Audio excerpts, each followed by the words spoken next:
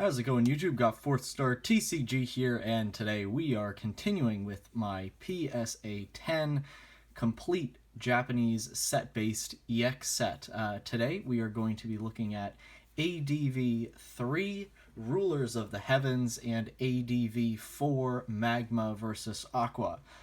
There are some really nice EX cards in here, so I am incredibly excited to get started. This is probably going to be one of the videos with the more significant amount of EX cards. This was sort of right down the middle with the number where I didn't really want to split these up into separate videos, but both sets have quite a substantial amount of EX cards. So without any further ado, let's get into ADV3 Rulers of the Heavens. This set has, it has 6 EX cards, and most of them, this is kind of an interesting set because it's got some amazing cards, but also some of the sort of least exciting EX cards. So certainly starting off with least exciting, we have Muck EX from Rulers of the Heavens. This card, it's one of the lowest priced EX cards, and you know, Muck, not really that exciting, not really that interesting, but still a very cool EX card. The artwork on this is interesting, definitely. The Hikaru Koike artwork, definitely very cool, and interesting to see sort of Muck as a poison type, as a sort of grass. This was before the switch. Poison went to Psychic. So that is pretty interesting to see Muck as a grass type there. I do like the sort of the Grimer artwork, the Ken Sugimori Grimer artwork there. That's kind of interesting. But yeah, so there we go. That's Muck EX. Not too much to write home about that card, but still a very nice EX card. Next up, another one that really doesn't get too much praise, Magcargo EX. This one, you know, interesting, got some nice artwork on it, but really not one of the highest rated or most valuable EX cards. I do really like the background here. I think it really works sort of with Magcargo as a fire type. The holo works very well as well with that, with the fire as well in the background of Magcargo. So yeah, not too much here. This one was fairly difficult to get in a PSA 10. Did take me a couple times going through. I've had some difficulty with some of the more obscure cards in grading them as a 10. But eventually this one did come through as a PSA 10, and I was able to add it to my collection. It was one of those where you didn't really want to spend money on buying a graded copy, just because it wasn't one of the more exciting ones. Next up, Kingdra Ix. This one with 150 HP. I remember back when I was a kid, the only thing we judged the cards off of was their HP number. So Whalelord was big, Blissey EX was big. Anything with a high HP number was big. So this Kingdra EX, definitely remember seeing it around when I was a kid and being excited about that 150 HP number. Still some great Hikaru Koike artwork. I believe all of the cards in this set are done by this artist, so very nice there. I think that Kingdra is one that I've graded several times, and so I just took a look, and I'm not correct. There is one card that's illustrated by Ryu Ueda. So, or maybe there are two. Yeah. Yep, there are two that are illustrated by Ryu Ueda. Here is the next one, and I absolutely love this card. This was one of the last ones that I needed to get in a PSA 10. As you can see from the cert number, it's a much more recent cert. Yeah, this one was difficult for some reason. I really like the way that I do these sets, or what I try to do for the sets that I try to complete, is to get all the expensive and difficult cards out of the way first.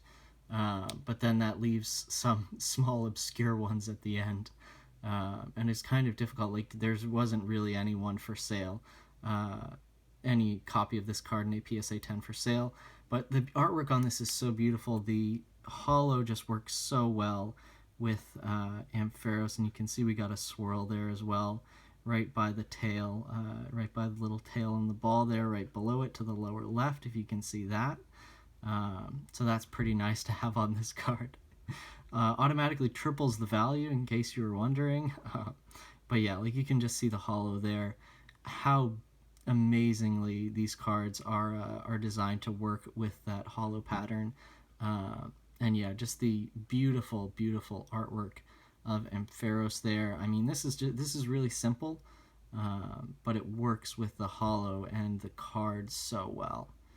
So this is such a nice card. Really like that, even though it's not sort of characterized as one of the best EX cards. I think this is just such coherent artwork and really, really nice. Moving on, so these are sort of the heavy hitters of Rulers of the Heavens. First up, Dragonite EX. Another beautiful card. Again, looks like there's sort of a storm brewing behind Dragonite there. Really works well with the holo pattern again. But yeah, sort of Dragonite looking up there into the storm, about to conquer the weather. Very nice. And this was, of course, back before they had dragon typing, so colorless cards here for Dragonite. And last but not least, probably the best EX card in this set, Rayquaza EX, the first Rayquaza EX. Just beautiful artwork there. Really, really cool. Again, yeah, like sort of Rayquaza, this sort of surrealized artwork from Hikaru Koike is very, very cool. I really like it. Yeah, and this is one that I was able to get early on. Again, you can see by the cert number. It came from a couple years ago. So yeah, this Rayquaza EX, definitely my favorite card in this set. It is just beautiful. It is so nice. And really, really happy to have this in a PSA 10. So there we go with Rulers of the Heavens, and next up, Magma versus Aqua. This is a really interesting set, especially in Japanese, because a lot of the cards from this set sort of were spread out into other sets in English. There are a couple from that made it into EX Sandstorm. So it's quite the interesting set. Next up, we have Sceptile Ex. I believe these I did win on eBay. Not the best artwork for Sceptile Ex. I do think I like the Miracle Crystal or Crystal Guardians version of Sceptile better. But this one does sort of have that earlier feel to it. So, and of course that artwork style makes it really seem like Sceptile is jumping out. Doesn't really show off the holo pattern too well with the dark background, but still very nice and very well done. Next up, Credilli EX. So I think this is one that ended up in EX Sandstorm in English.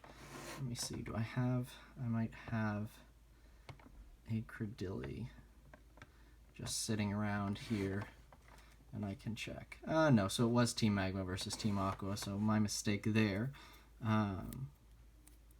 Credilli's on the box for EX Sandstorm, so I thought it made it in there.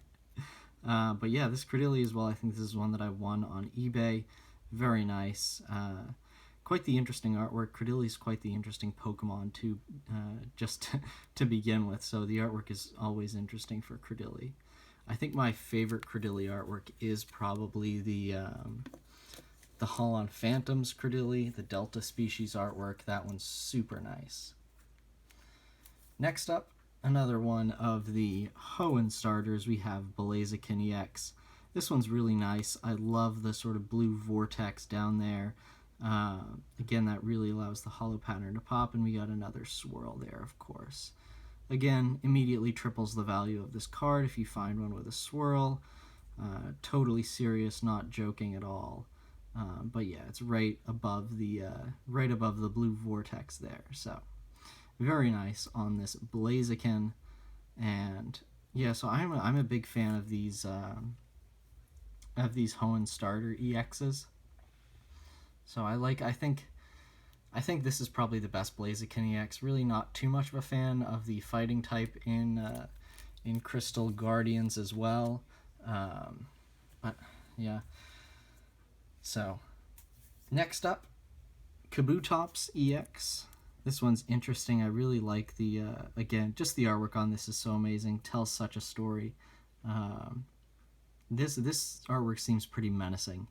I would not want to be on the receiving end of whatever Kabutops is preparing to deliver there.